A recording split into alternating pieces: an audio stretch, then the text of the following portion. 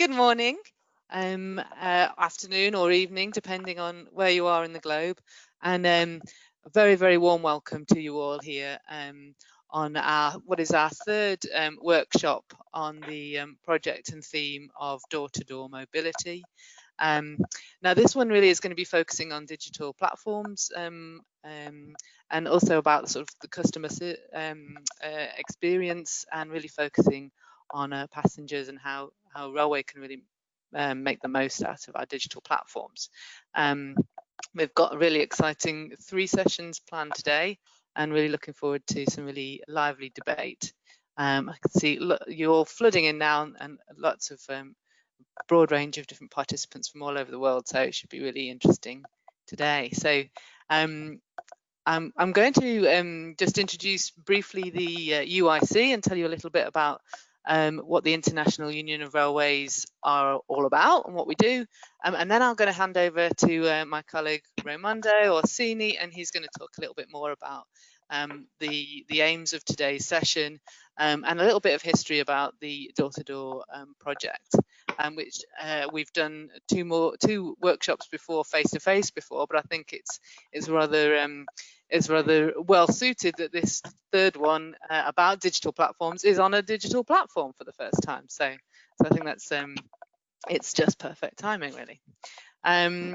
So yes, the International Railway of the Union of Railways, the UIC, is a worldwide railway organisation, and we're really here just to promote the railways and all of the challenges that our members are meeting every day, and how we can help to do that in respect to mobility and also sustainable development. So my name's Lucie Anderton, and I head up the sustainability unit that forms part of the UIC technical group. Now, say we're over 200 railway members across 95 countries globally, which it actually makes up about 1 million kilometres of railway line across the world. So bringing together that community as we are today can be really powerful in terms of really helping each other to understand the issues and overcome the challenges. But what's really exciting today is that it's not just our members that are joining us, but really people from a whole diverse different companies and organisations, because this topic is really, really essential for us to collaborate across all different sectors and expertise. Now, the UIC has got 5 strategic focus areas at the moment for the next 3 years.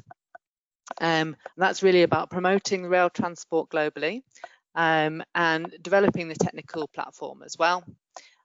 We work a lot in the innovation project space, and of course focus on promoting railways as a sustainable form of mobility and as part of a decarbonised economy.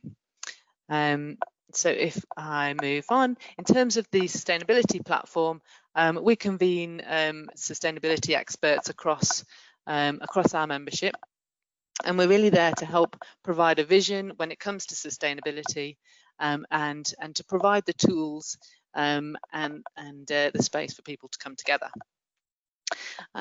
We have 5 different working sectors as part of our platform. And that includes air quality, energy and carbon dioxide, circular economy, noise and vibration, and sustainable land use, which more focuses on biodiversity and the vegetation management. As well as the sort of these working groups, we provide a number of tools, including like eco-transit and passenger, that helps calculate and provide data around energy and carbon dioxide equivalent emissions from the railway. And we also do a lot of work in the advocacy space as well, and so we're the official recognised voice of the railways with the United Nations, and get involved in events such as COP.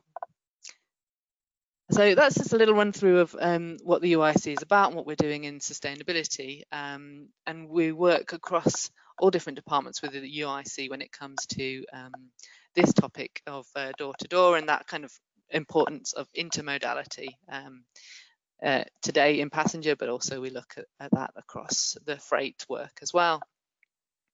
Now, before we sort of hand over to Raimondo, I'm just going to briefly ask a question to the audience. And if Luca, if you could put the link now into the chat, that would be really great. We're going to be just asking this brief question to all you participants, so that we can get a little feel for where you're all at when it comes to mobility as a service, whether it's something that you're only just finding out about, whether you're already progressing something within your organisation, or whether you've already got an ecosystem established, and so reasonably mature on the space. So if you could check out the chat now and click on that fast poll, it'd be really interesting to see where you are with that, and we'll look at the results from that later on.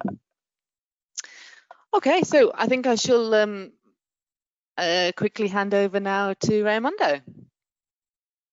Yes, Lucie, thanks very much for your introduction, and thanks also for having introduced the question. That it's very interesting because we can know better during the day and the morning in particular, where people is already advanced in the MaaS, or it's something it's at the beginner's level, or maybe we can know even more that there are some news and some best practice that we weren't aware of. So let me first introduce myself. My name is Raimondo Orsini, and I am the Director of Sustainable Development Foundation. We are UIC partners on sustainability issues and projects. In particular, we are partners in this project, on door-to-door project. Some of the speakers I welcome also on our behalf, some of the speakers, and some of them became friends during these years because we organized conferences and workshops already together. So I cannot see my presentation anymore, so I don't know what happened. Let me. I don't see my presentation. We can see it, Raimondo. Yeah. We can see it, Raimondo. So. Yes, but if I don't see it, I think we have a big problem because I don't remember it by heart. But anyway, maybe somebody can come up and help me with my presentation. But in the meantime, let me tell you that with the Sustainable Development Foundation, we have done in the last years, we have organized in Italy something that is the national platform on shared mobility. Meaning, as you can see on the right, we organized a national platform on shared mobility here. So it means that we have all the railway operators, but not only railways, also the sharing mobility operators in Italy, something like 120 operators, but also the cities and the administrations. And what we do is we do collect all the data on shared mobility in Italy every year. But more than this, we provide a kind of community. So we have a national report, we provide the data, and we give also the trends of all kinds of shared mobility and door-to-door services, or mobility as a service. But what we have discovered doing this is that the most important thing is to learn from each other and create a community of shared mobility. And we've done also with UIC different projects like zero carbon railways, you can see on the left, UIC Asia Pacific Vision, and also cooperation of the CO2 emissions and energy consumption of railways in the world for the UIC and CR targets of decarbonization that Lucie was mentioning. Coming now to the project, I'll give just a very short introduction to the project. First of all, the definition, door-to-door. How can we define the door-to-door activity and in general concept? We can say that all the actions currently available for a railway company, because railways now are at the core of this project, to offer its customers an integrated mobility service from the origin of the customer's movement and its final destination. That's why it's door-to-door.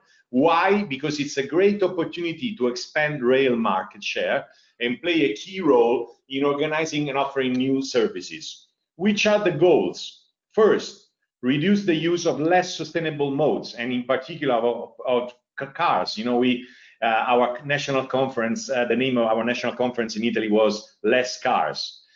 Expand the use of traditional and new shared modes, and promote a resource that can be efficient, socially inclusive, and environmentally sound. This is the goal of the project. How is the project being structured? There is a concept part.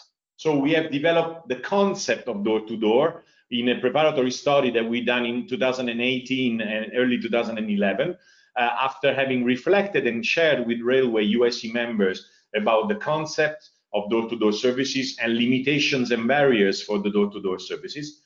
We are now in the part of engagement. So today's workshop is a part of the engagement phase of the project. We started in Warsaw. Some of you were there in 2018, the first workshop on door-to-door solution. It's been very nice because we learned many things from railway companies, and not only. Then we done a workshop in Rome in 2019, and in order to do this, we had done a desk analysis of studying which were the best practices. Okay, and today in the digital edition, we are at the third workshop, and the goal of today is to learn from each other about the best practices. So please, all people who are connected to this workshop today, participants, feel free to speak, to make questions, to raise your hands by clicking on your raise your hand button, also by asking questions on the chat.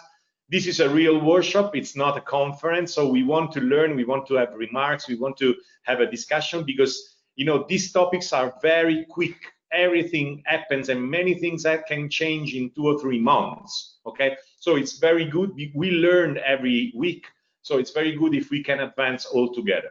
The next part will be, of the project, will be the dissemination, final dissemination with the final event, and there will be also another deliverable that will be the UIC door-to-door guidelines. So the railway companies are at the heart of this project, but all the other operators and all the network is also very important. It's not only for railway people, it's for a community of shared transport. If you remember, in Warsaw, we spoke about this very nice phrase by architect Le Corbusier, that in 1941, he said that men's and oars steps led from door to door. Mobility in the beginning was door to door. Then railways came to the scene, and railways broke this continuity, establishing the alternation from the door to the station, then from a station to another station, and then from another station to another door. So there was, you know, a break of this door to door, and it was just when the railways came.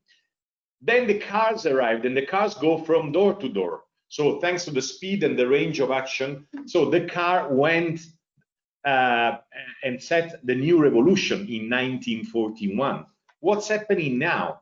Our idea is that railway transport, thanks to the digital solutions and thanks to the technology, can turn this situation and go to door-to-door solutions. So how before the station and after the station, it can be part of a system that can be a door-to-door system. So going ahead, and so the railway transport in this integrated modality can become what car was in 1941, the new revolution. This is the challenge.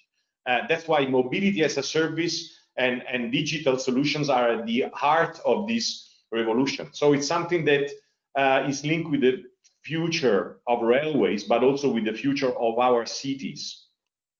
And we have used in the Rome workshop this idea last year of the folding fan of mobility as a service. If you can see, in this fan that you can open, there are different solutions, but they are all they can all be described as different solutions for mobility as a service. You can have scheduled solution and on-demand solution. In the scheduled solution, train, urban train, we find subway, tram, bus, people mover, even escalators, you know, shared mobility solutions scheduled. On demand, we are taxi, limousine, car rental, and what is called technically shared mobility. So bike sharing, scooter sharing, car sharing, ride-hailing, carpooling, and so on. So this folding fan is very important because it can give people and what we call passengers from in a commercial term in the cities a wide range of opportunities of mobility as a service and a wide range of possibilities of not using the personal car with only one person aboard. That is exactly the enemy of every sustainable mobility goal. What is very important is that all these solutions in the fan, they can be widened, and this is what happens every month, every 2 or 3 months with different solutions. They can be combined, they can be integrated, but how can we integrate all these solutions? They can be integrated physically, so this is the physical integration, and digitally, okay? And then now we come to the heart of today's workers, because the digital integration of all the solutions in the folding fan is what we call mobility as a service in a certain way. So we're talking about apps, we're talking about IT solutions, we talk about softwares, we talk about products available, okay? So the train stations, they can always more become a mobility hub, not only for trains. You can see they can be the hub of an integrated mobility that can have that can integrate the personal mobility, that can be active like biking and walking, or can be motorized, with the shared mobility and public transport services, as you can see, on demand, continuous, and scheduled. We don't have the time to go into the detail of the explanation of all the possibilities, but my goal is that it's clear that the train station can really become the mobility hub for this evolution. Not only the train station, of course, also other kind of stations, but train stations are very important because they link with the train transport. That is very important for commuters and for transit in many cases in our cities and in the cities of future. So mobility as a service and MaaS, they involve different actors, transport operators, all different transport operators, different modalities, digital service providers, thousands of them, users, mobility as a service operators directly connected with the app and with the software, and public administration. So you see, these are the more than stakeholders. These are the real actors involved in a mobility as a service, from a social, from economical, and also from environmental point of view. And then we have different levels of integration of MaaS and mobility as a service tools. We can have a very first basic level, like the journey planners. We are all very familiar with them. They can give you information, different modalities, and it's the very basic step, is just information. I can know better in advance how can I plan my journey. Then we have a second step that has been exploited and realized already a few years ago in many situations in different countries: booking and payment. I can book and pay a multiple trip or a single trip, different kind of trips with these apps. The next step, the third level, it's a services, it's a package of services offered. It's much more than booking a trip. We can have bundles, we can have systems of pay-per-use, so we can have something that can really help the customers in not only in planning and in paying, but in choosing the right modality for the right need. And the fourth one, that being as a foundation for sustainable development, it's also the most important. We can also get, thanks to MaaS, social goals. So we can give people the possibility to choose directly, for example, the most environmentally sound choice, or social or economic, or we can use this to have, to implement mobility policies, or even to use the public incentives in a certain way or in another way. Okay, so this is the levels of integration that mobility as a service tools can give. That's why they are so important. What we have found in our analysis is that there are different ways of they can be organized. You know, we are used to see the first system you can see on the left. Every provider has their own ecosystem. So you can have provider one, for example, a railway company, or another company having in this own MaaS tool public transport, car rental, taxi, city bike, and you can have another one, you can have different at the same time. This is not easy, it's not very much user-friendly because you have different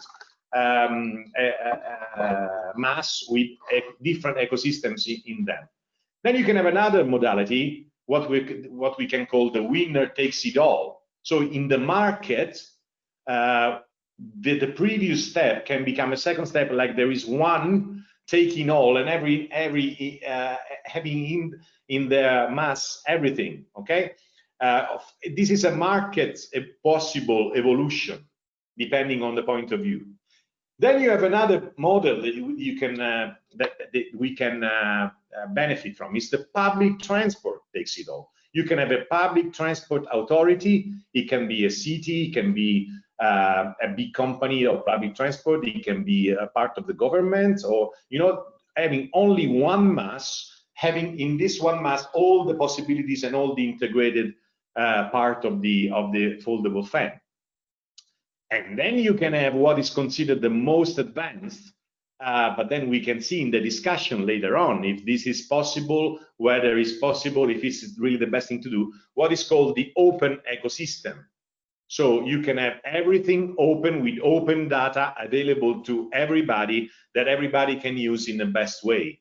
Okay, and this of course is considered to be the most advanced. In some cases, very few cases, we have it already working. Okay, so last point, just to open the session and before giving back the floor to Lucie for moderating the opening session, which are the aims of this workshop? Where are we focused on? First of all, for railways, which are the opportunities and challenges with MaaS?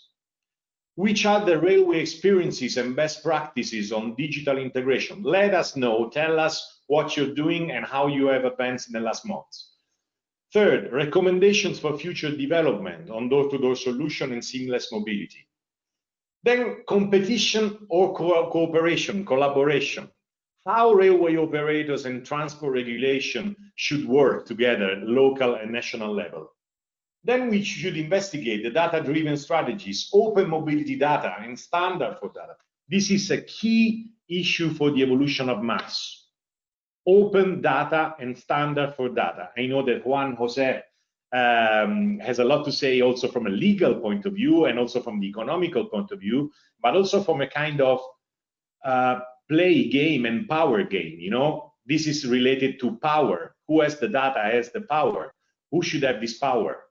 And then the evaluation of modal ship and environmental impact. So at the end of the story, is this all useful because it's reducing the emissions, decarbonizing our cities or not? If it's not doing that, why are we working towards this goal? So these are the main issues that we would like to achieve with this workshop. So thanks very much, and I will give back the floor to Lucie for the next section. Perfect, thank you, Raimondo. And it really helpfully sets the scene and reminds us what we've been talking about on this project for the last couple of years. So yeah, I'd like to open now our first session, and that's all about the mobility as a service technology. So to delve into a little bit more detail that have already been introduced, and to really think about what its role is in terms of sustainability in transport sector and how it might help support this decarbonisation of transport overall. And I've got three fabulous panelists here. First I'm going to introduce Piia Karjalainen, who, if you could get ready please to present your slides, please, Piia. And Pia's a Secretary General for the Mobility as a Service Alliance, and so she's going to talk to us a little bit about what that alliance does. It's an international public-private partnership which brings together 95 member organisations worldwide, so absolutely the authority on this technology. And as Pia's worked in the European Parliament and the Finnish Ministry for Transport and Communications, an absolute expert. And we're really lucky to have you here to open our opening session. Piia, I think you should have permission to present. No, I don't have. Yeah, now I'm getting it. So okay, thank you. Go ahead. Yes, thank you. Just a minute.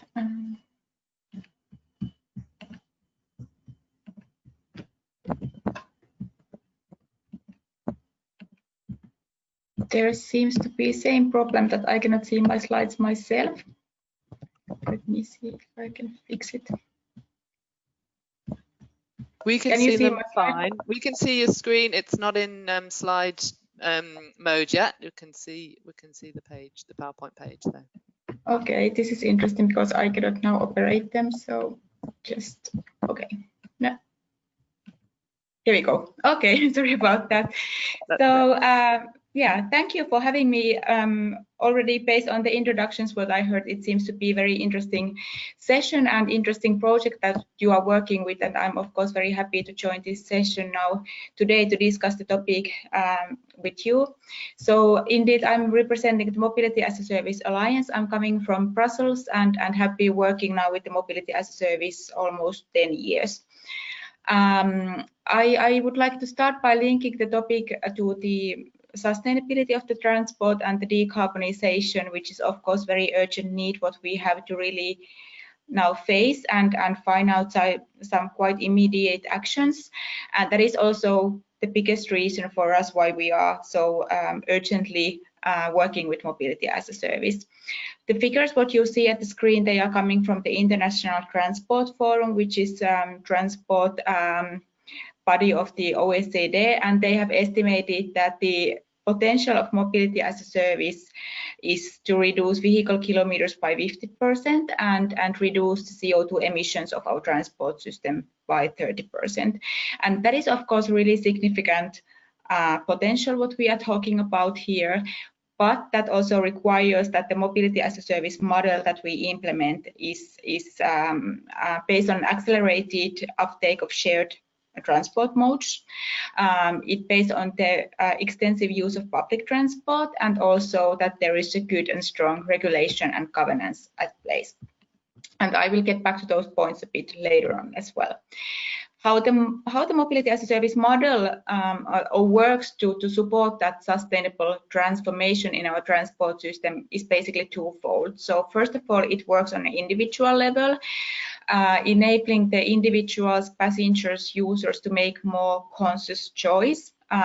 Mobility as a Service make the different options available more transparent. It also makes the cost related to our mobility more transparent, and it also helps even not regular users of public transport and tourists to easily get around in different environments.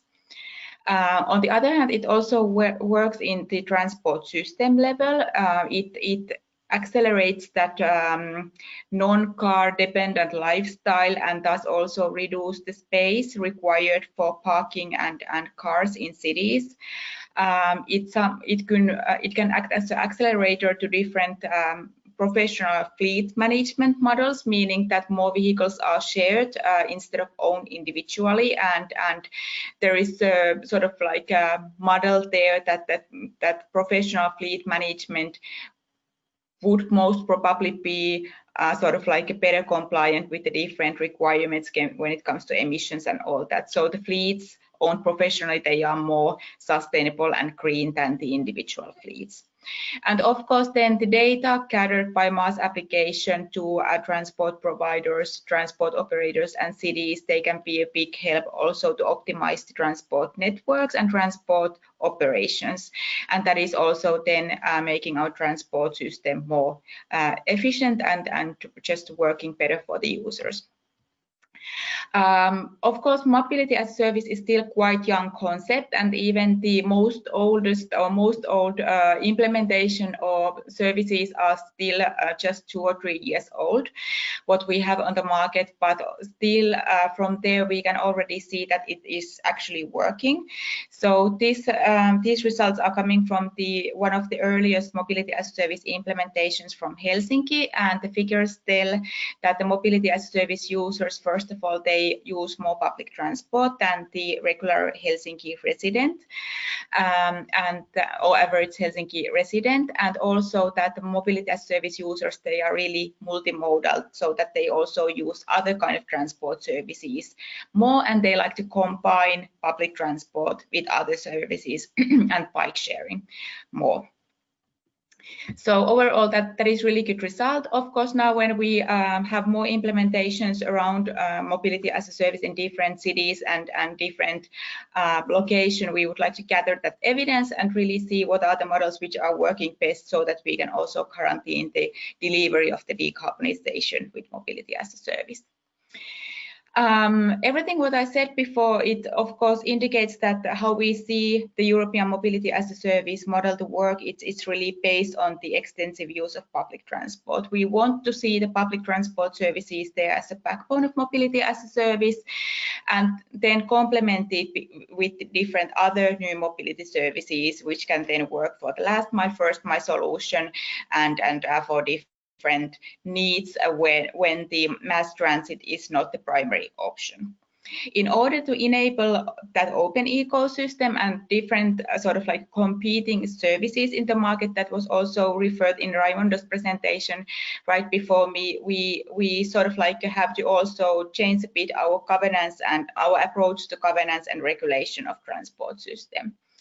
If I start with the regulation, which is of course like often designed and also implemented in a national or even international level, I see it now in this current development phase of mobility as a service, first and foremost a tool to build trust between market players.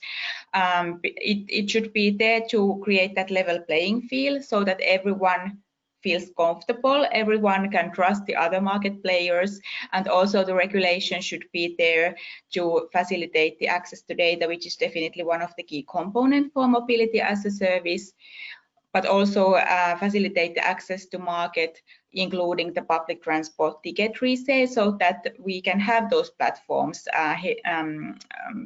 where the public transport tickets can be resold. And also the regulation has a role to make a fair competition environment. In EU level, it's also important that we use regulation to reduce the market fragmentation, because the mobility market, it's still very fragmented. Even we have several initiatives that we are talking about single European transport area, but there are lots of local variations there, and in order to make mobility as service also work for cross-border and city-to-city distances, the market fragmentation is somehow an issue there. Then regarding the governance, I mean something which is more designed on the local level.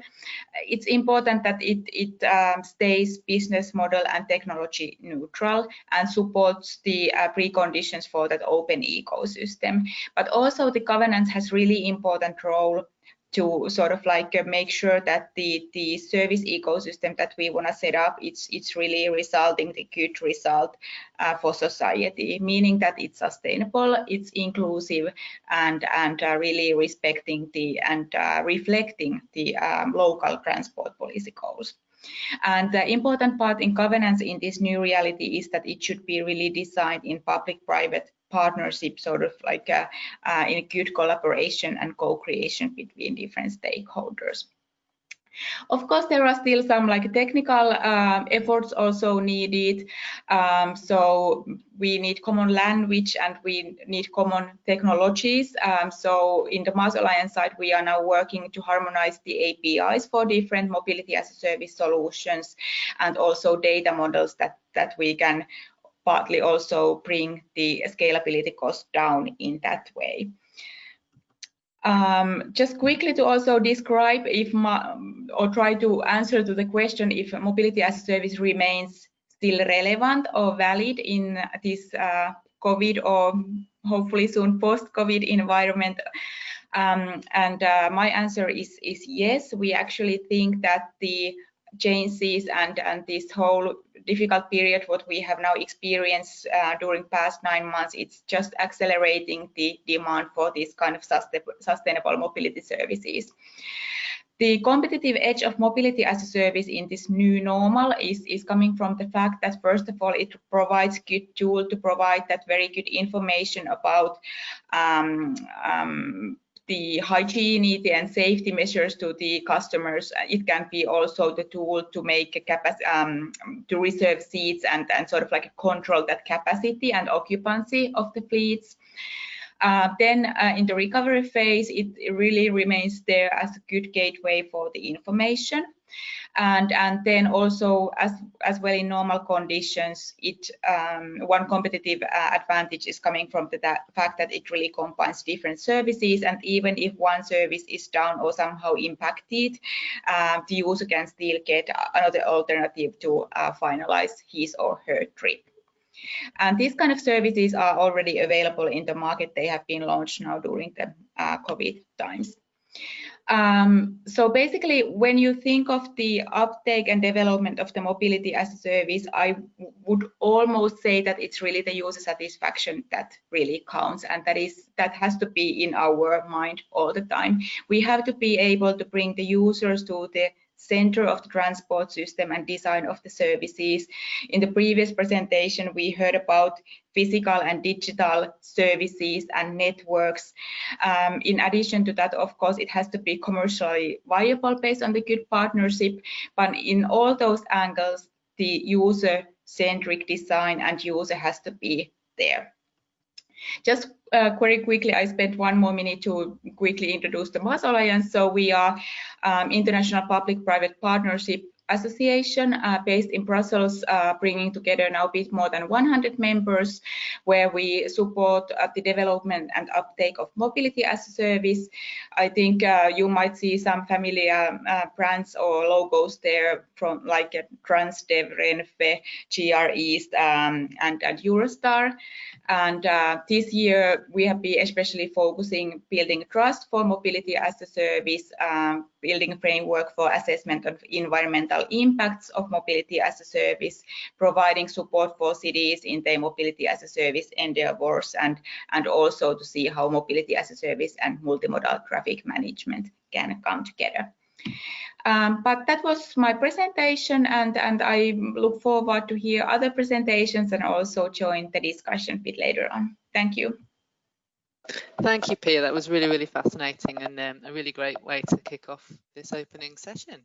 So if you have any questions for Piia or indeed any of the panelists today, please use the chat function to pose your questions, and we'll have a panel discussion after all 3 presentations.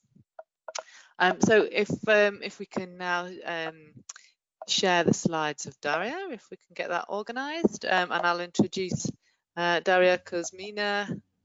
Welcome you to the webinar today. Kuzmina comes from the UITP, so the International Union of Public Transport, and works in the railway unit as railway unit manager there. Daria is a graduate from the Moscow State University of Railway Engineering, and holds a management master's in governance of science, technology and innovation. So as part of that background, obviously this connects really well to mobility as service.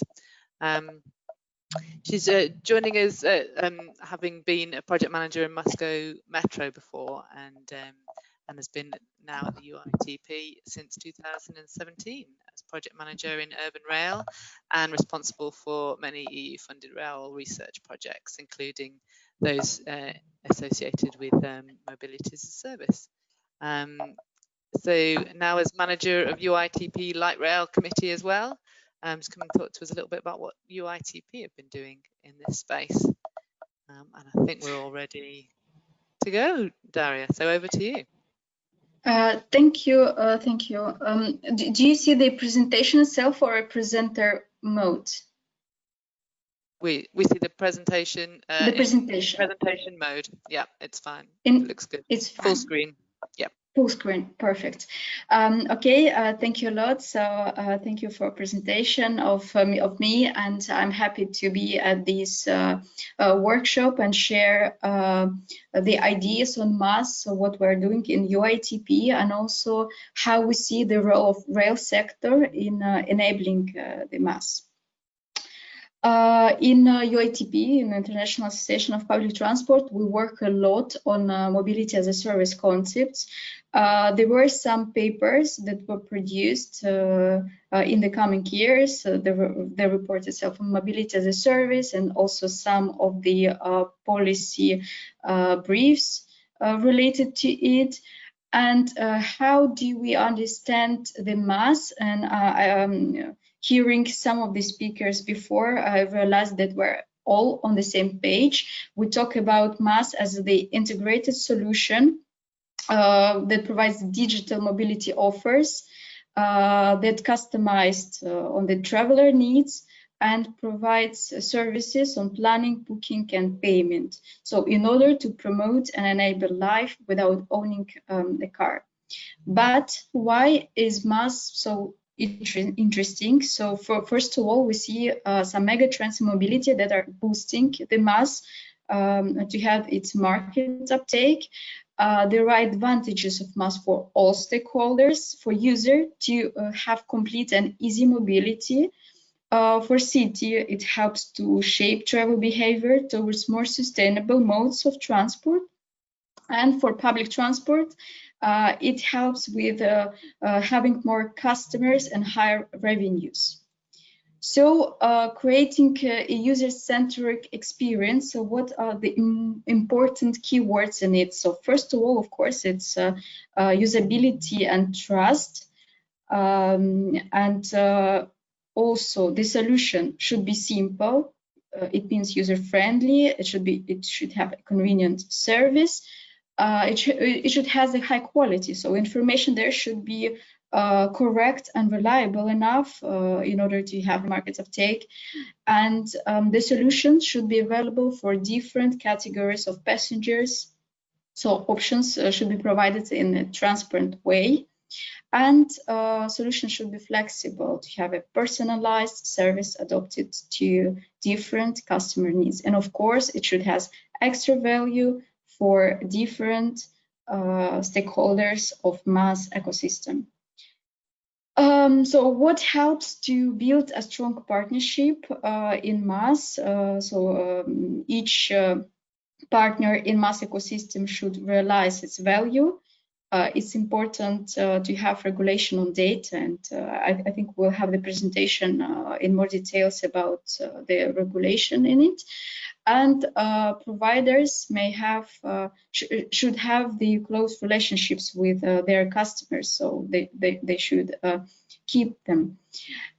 Which roles we see in the MaaS ecosystem? So of course, end users.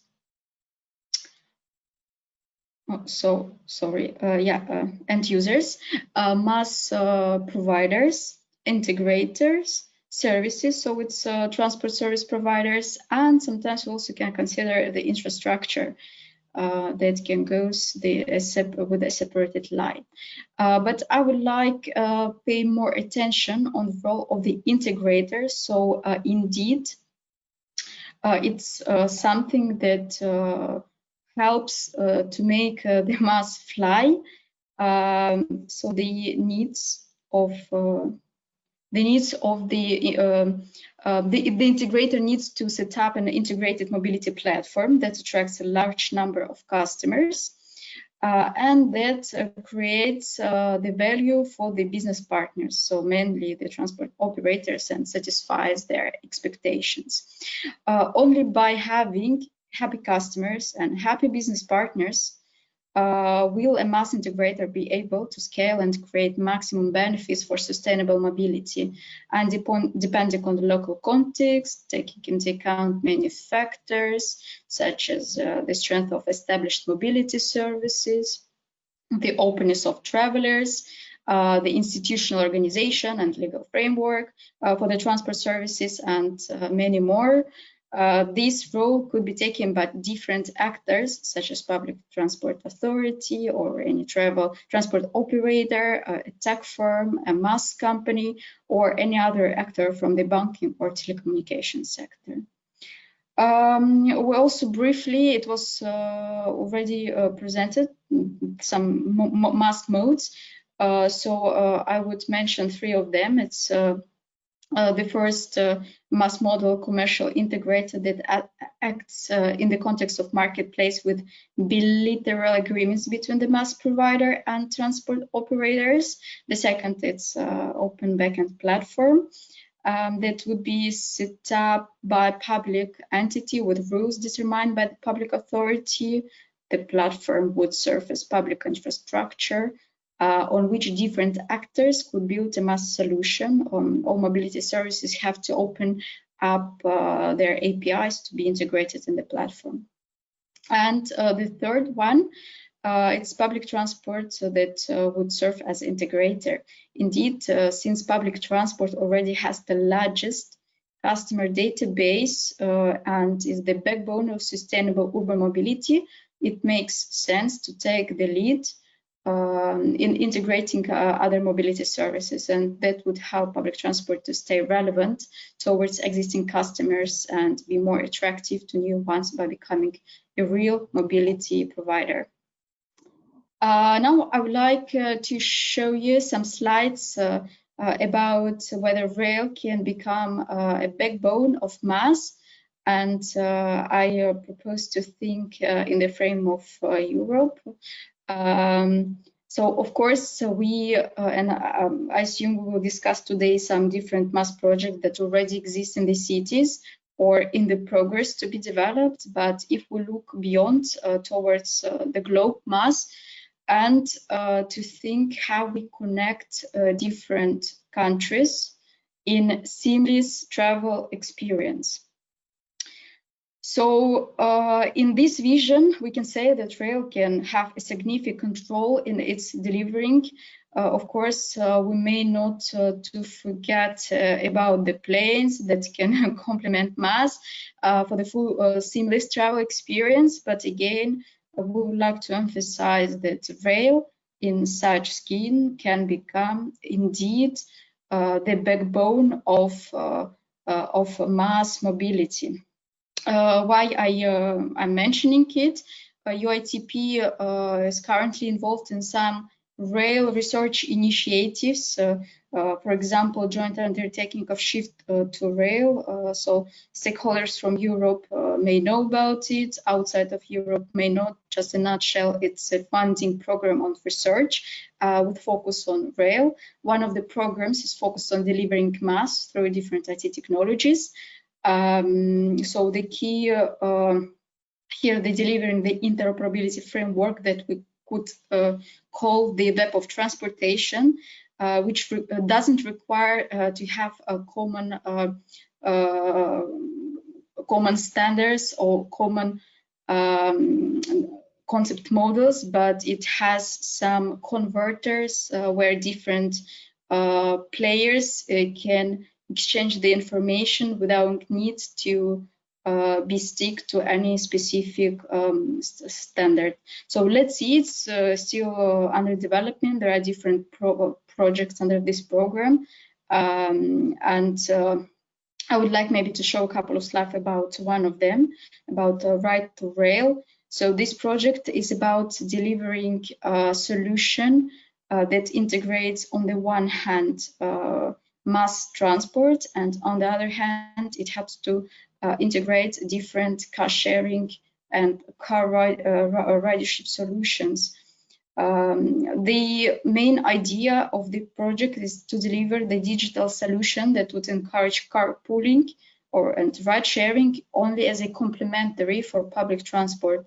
So try to create a framework for combined, flexible and scalable transport services, and provide different solutions for planning, booking, ticketing features, including different software solutions and tools to just compare the different services solutions.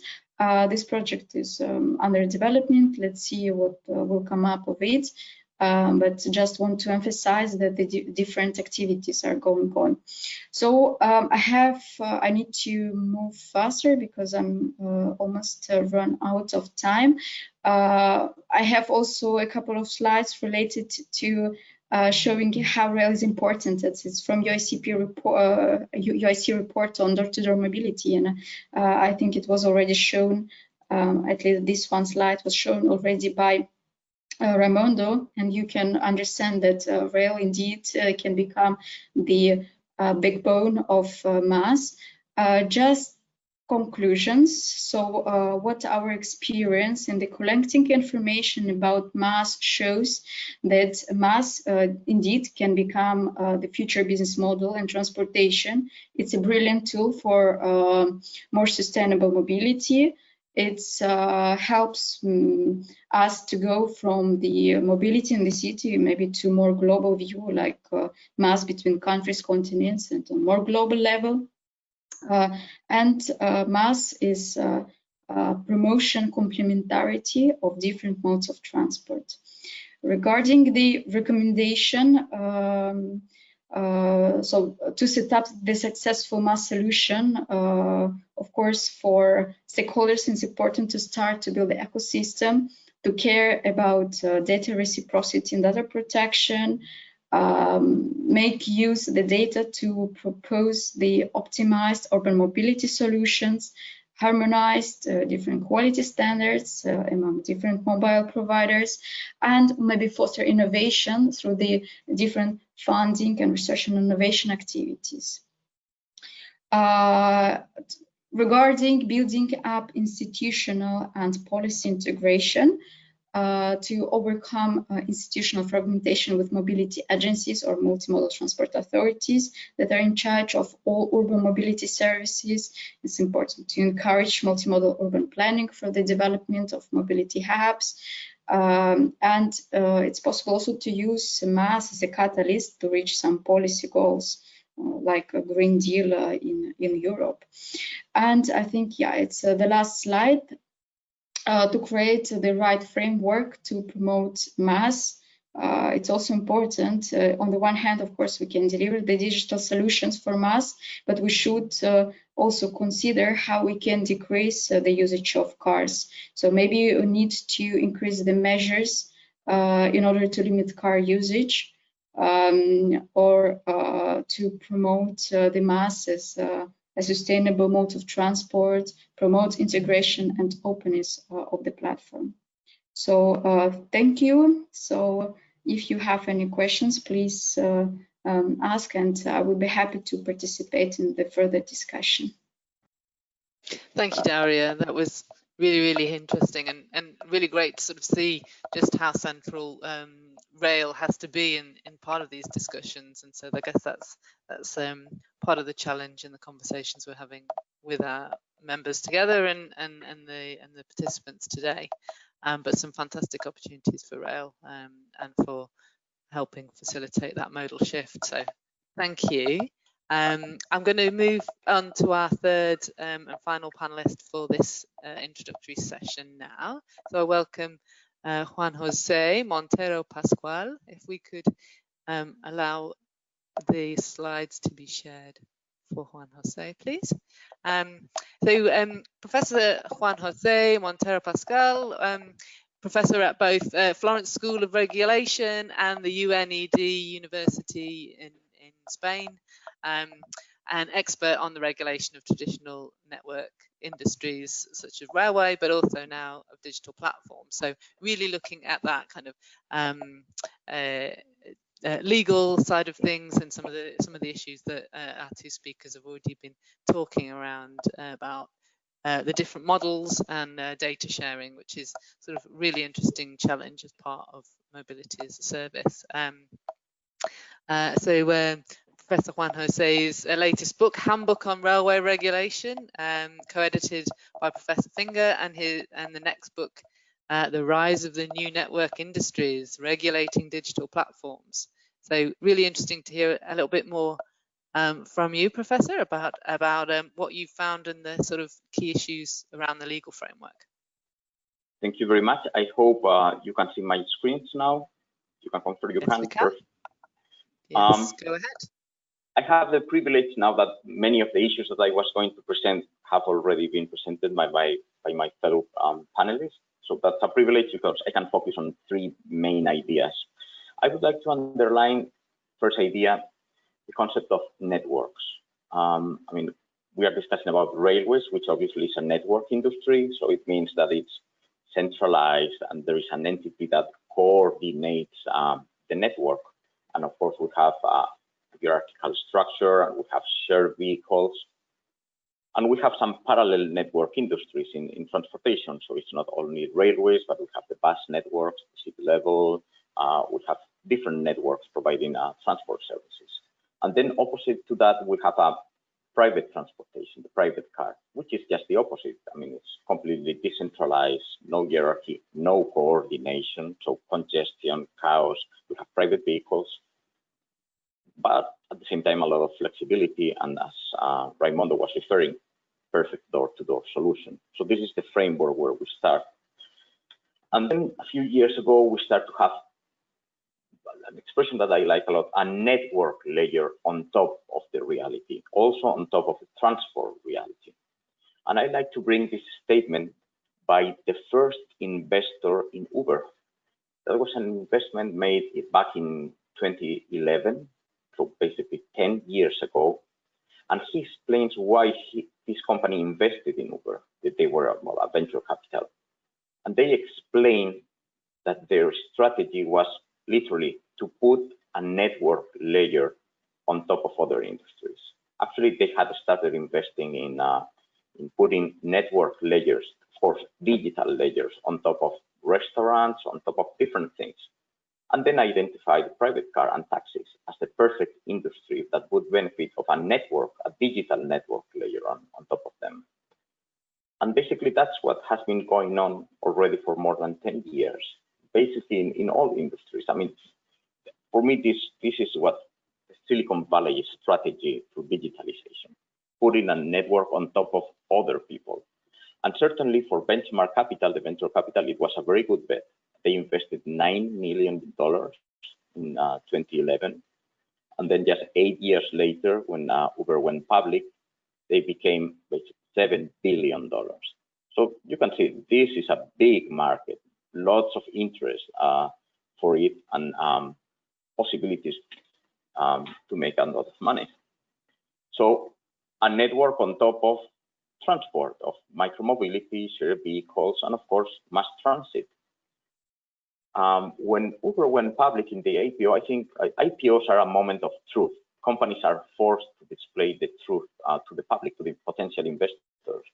And I think it was very interesting to see how Uber describes itself in the IPO document, because they come back to the idea of network, and they become to the idea of a smart network, a network that becomes smarter with every trip. And that brings this idea of the relevance of data, the relevance of the algorithms that coordinate the reality underneath.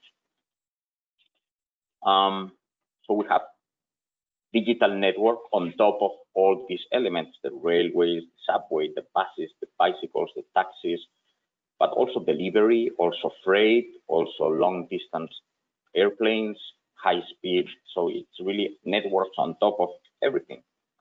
And then I would like to come to my second idea, which are the tensions. I mean, we see it's a big market, a lot of potential, and of course we see a lot of, I would say, two fundamental tensions. We have what we could say a horizontal tension, because we have different candidates to run the networks on top.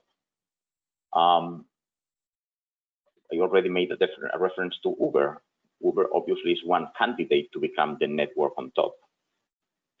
Then we have the railway companies, which of course are also candidates to run the network on top. As you presented, I'm a part-time professor in the Florence School of Regulation, and in Florence we have a great platform run by Trenitalia called Nugo, not only in Florence, all around Italy, that runs perfectly, and it aggregates not only the railway services, but all the transport services in the city. Something that has been benefited by the fact that Trenitalia runs the local transport system, the local buses. So it has helped to aggregate all these services. And it's a great opportunity, a great platform.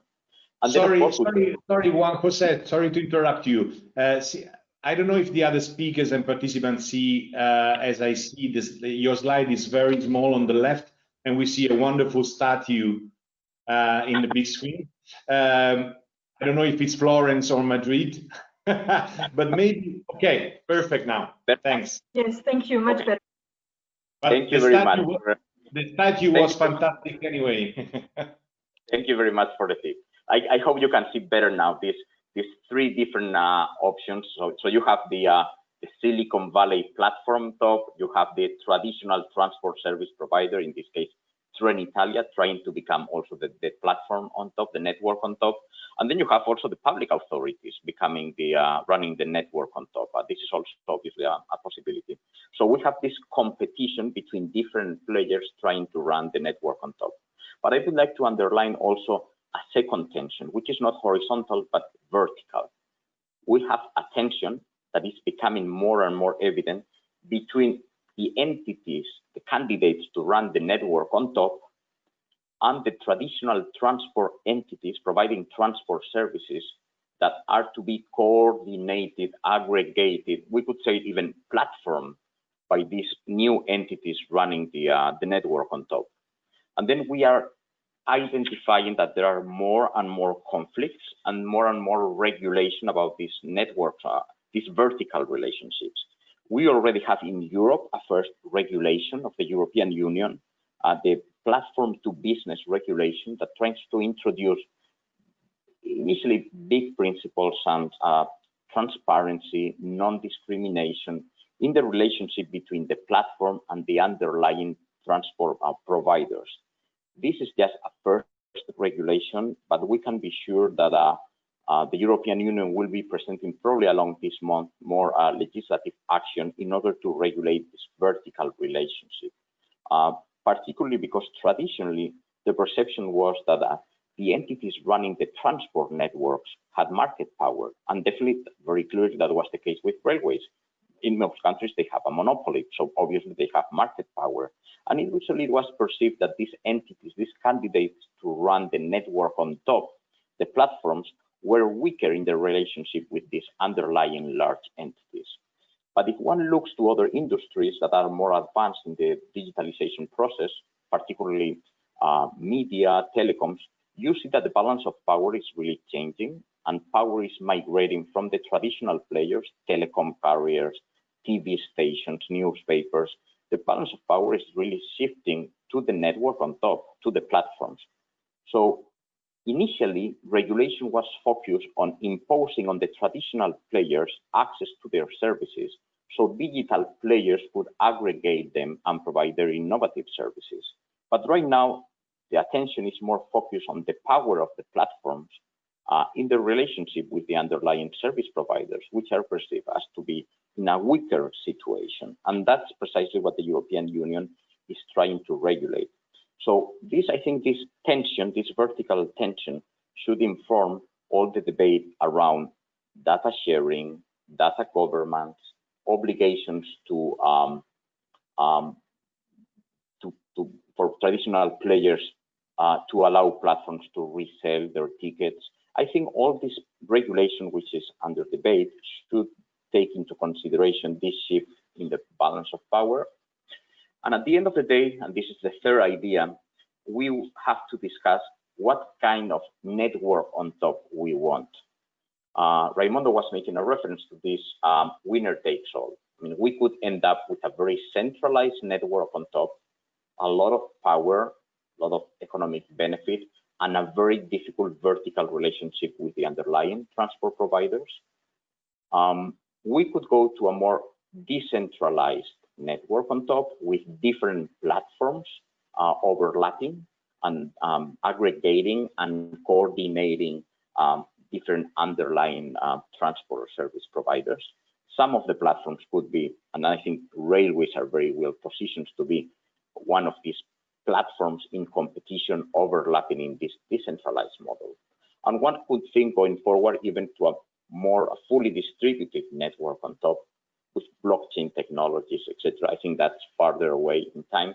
But I think this is the kind of framework we have to keep in mind when we start thinking about the regulation of transport platforms. Really, I mean, what kind of network on top, what structure of the network on top. And I hope we have a few minutes for discussion. I try to be brief. So thank you.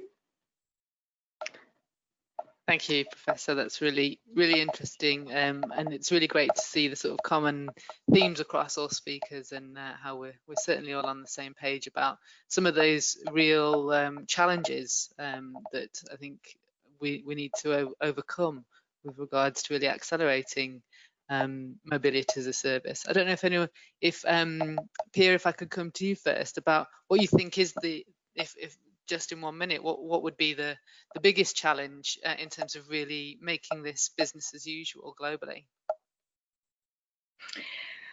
Well, what we have learned, I think it's not a question whether there is an interest from the users. There really seems to be appetite to get that kind of door-to-door, more seamless, more easier services. But I think it's really about get the partnership and the commercial side of it right, and that we learn to do things a bit differently together, go that like more deep collaboration.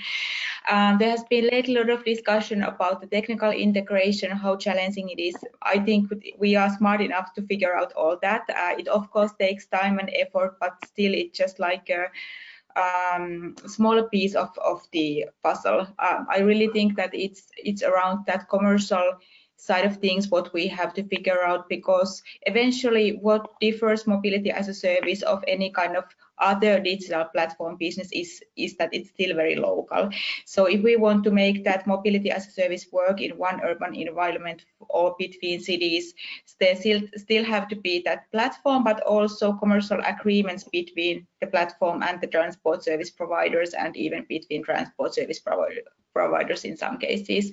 So all that amount of time and figuring out the win-win model for the partnership is really key there. And I think also in the framework of different projects, that is something what we could maybe focus more, that sort of like figuring out that good business model instead of maybe focusing too much of testing that technical integration. So I strongly encourage different regulatory sandboxes and business model exploration to come. But it's doable. There's evidence that it's really doable, and of course every time we learn more, we know also better how to scale it up. But I still also encourage that we don't try to build a model that we just have one global mobility as a service integrator or platform, but indeed have that choice of the users and many different platforms what we are supporting at the same time to grow. Mm-hmm. Yeah, so it's really about that kind of diversity of different styles and models, which it seems to be really important. Daria, if I could come to you as well to sort of comment on that in terms of specifically perhaps challenges for the railways. Is there anything particularly you would add to that? For railways, it actually is an interesting question. If we look at some already available solutions, there are particular applications or digital platforms for railways, even if we look at across Europe.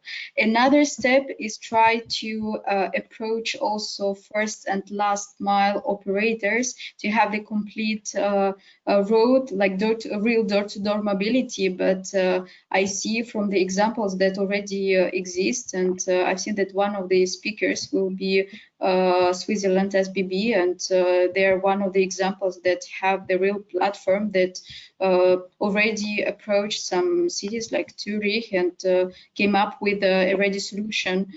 Another point might be a problem, the different standards, because if we look at urban rail, they use transmodal. If we talk about Europe, in railways, there are other standards.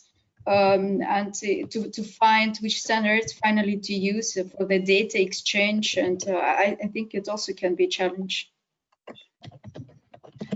Thank you, Daria. That's really helpful. And just before we go briefly to some of the questions that are coming in on the chat, and Professor, what would you, from looking at all the different models across the world, is there any way to, like, how not to do it? Have there been any real, like, catastrophic failures that you think, well, this is a great way to learn the lessons? Because we often talk about the great successes, but has there been any people who've got it really wrong? And you don't have to name them necessarily for embarrassment, but is there any way that lessons that we need to learn? I think so. I think that we should just look around, not focus so much on what is happening on transport. But these dynamics that are happening around transport, they are happening in all economic industries, in all the activities. So really, I think we should focus our attention on what is happening around media, what is happening around telecoms, what is happening around finance. And what we see in these sectors that probably digitalized earlier is that definitely we are moving into winner-take-all dynamics. I think that's the big lesson, that's the big risk. And that's where, I mean, we already learned the lesson in those industries. We should not replicate that model, and regulations should, should take that role. Just, I mean, I'm sorry you didn't see the full presentation. I mean, you saw this horse. Let me explain. This is a statue in front of the Federal Trade Commission in Washington. This is the antitrust regulator. And it's not only a horse, I don't know what you could see from the picture, it's a horse that is tamed by another statue of a human. And it's men controlling trade, which is represented as a wild horse. This is, I mean, I profit a little bit.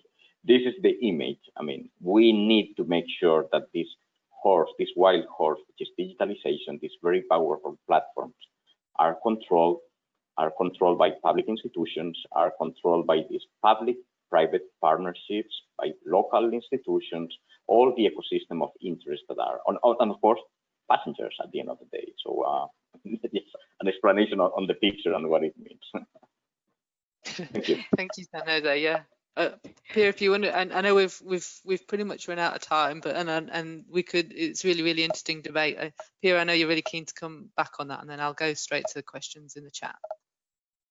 Yes, just very quickly. So if you ask me what is sort of the how to measure the success of mobility as a service, for me it's very much about the customer or user uptake, because there is a lot of promises what MaaS can deliver and lots of expected positive outcomes, but if we don't manage to attract the users and provide that really nice seamless experience, we cannot, it's not delivering the good promises. So it's very much about the user experience. Yes, okay, yeah, thank you. I've got two questions, I think, in the chat that I've got shared. First one is from JR East. So Yaz from JR East. I don't know if I'll just read that out. So he's asking about KPIs. So he's looking at how MaaS activities sort of activate movement of people. And people's movements are strongly related to economic and social activities, is the sort of, is the frame here. So in terms of KPIs, can we expand that in terms of economic and social indicators around tax revenue and number of residents and employees and things like that, and how it kind of links to, I think what we're getting at, Yaz, is about how it can link to wider economic and social sort of indicators and activity. I don't know if anyone wants to volunteer to sort of comment on that. It's really a challenging idea. Go on, Piia. Yeah, it's really good and interesting question. So I think we are not yet there with mobility as a service that we could present any that kind of indicators on reflecting on the long-term impacts of MaaS. But if I go back to the very first moments of mobility as a service, I would like to say that it was born in Finland around 10 years ago, around 2010, and the reason why the development was so well bought in Finland was the fact that the country didn't have their own automotive industry, and there was sort of like the transport was always seen just as something which is causing big expenditure for the public budget, because we had to take care of the maintenance of the roads and railroads and construction and all that, but there was nothing which was sort of like compensating it as an income. Suddenly the digitalization came in, and Finland has this long heritage with the Nokia, the mobile phone manufacturer, and the country started to think that how we can deploy that good knowledge what we have in the IT and digitalization industry and make it to work. And suddenly the big transformation was happening in the transport industry as well, and then that small country wanted to really sort of like grasp the potential of mobility as a service and make it also something that they can sort of like export somewhere else. Of course, then we now talk about the societal impacts of mobility as a service in different places. One reason why city of Antwerp was so keen on becoming really a living lab for mobility as a service was because they were really struggling with their competitiveness because it was hindered by the congestion. So there are different like minor scale implication on going to that direction, but not real KPIs yet. I have one link what I can enter to the chat, but that is more sort of like a modeling. Thank you, Piia. That's really helpful. Go ahead. Oh. Yeah, so just to take in then we've got comments here about really backing up the conversation about customer focus and how really we need to serve the customer as fast as possible, and they should be sort of center to that, which I think really reflects a lot of the conversation. There's some questions here about what's if anyone's got any reflections on. We've been talking quite a bit about European focused initiatives, but if there's any kind of difference in how things are developing in the Asian region, and if there's anything sort of particular about China or you know, in the way that they work that might be interesting to pull out, or unless I don't think we've got that particularly on the agenda later, have we, Raimondo? Maybe I can provide some numbers from Japan. So because we already had questions from GR East, but yeah, so the idea came to my mind to share also the numbers in Japan. If we talk about the sales value of the mobility as a service market in Japan, for now, information relates to 2017, the Japanese market was valued at approximately 55.7 billion Japanese yen, and it forecasted to reach around 6.4 trillion yen in 2030. So you can see the increasing of the mass market is dramatic. And maybe another example from Middle East, we have a member from RTA, operator in Dubai. Recently, they also introduced the first MaaS solution in Dubai that is called Scale.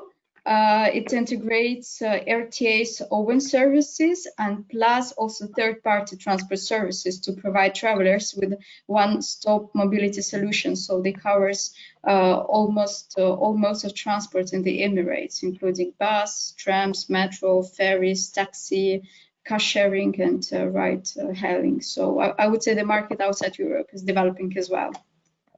Absolutely, it really shows how this is really a global revolution, part of the global digital revolution, really, isn't it? Which I think it's been clear today as part of this session that railways has got a massive role in and real opportunity to help aid that modal shift towards public and active transport, and therefore deliver on that sort of really urgent need to decarbonise our economies. So thank you so much to this fabulous panel. I hope you can stay on and hear some of the discussions later on today. We're going to reconvene at 2 o'clock Central European time. So you now have a lunch hour. But yeah, it'd be great if you could return to us. If there's, I don't know if there's any more admin or announcements we need to make before people. Yeah, Raimondo, I think you have something.